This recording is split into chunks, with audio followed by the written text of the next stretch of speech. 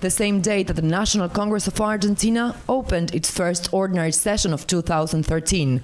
Lawmakers passed a rejection statement condemning the controversial referendum carried out by the British administration of Malvinas Islands on March 10th to 11th. The move was supported by all political parties in the lower house and the Senate, ratifying Argentina's historic, legal and geographical rights over the resource-rich territories and accusing the coalition government of British Prime Minister David Cameron of leading an advertising maneuver to distort the nature of the bilateral dispute. The issue is not the islanders' wishes. We will respect their interests. The question is who the islands historically belong to. They are Argentine regardless of the fact that the British moved in to live there or that they want to depend on a foreign power. They are Argentine because the UK took us from there by force and because the islands are part of our continental platform.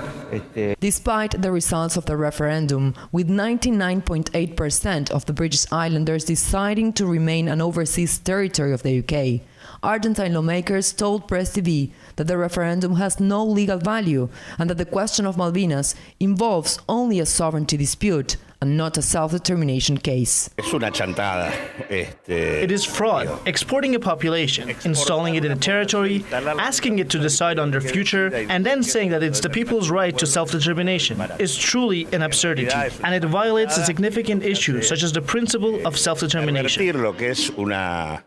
In a similar direction, sending a strong message not only to Argentinians but to the international community, President Cristina Fernández condemned a voting process she called a parody. Heading an official ceremony at the Casa Rosada Presidential Palace in Buenos Aires, the center-left head of state compared the referendum to a consortium of squatters, reaffirming Argentina's position that the South Atlantic archipelago was illegally occupied by the UK in 1833, expelling Argentine authorities from them. All political blocs agree there are no differences about this issue. We do think that statements, although they are important, limit a comprehensive strategy over this matter. We can't have dialogue with the UK only through statements that of course show UK's isolation in all international forums and organizations.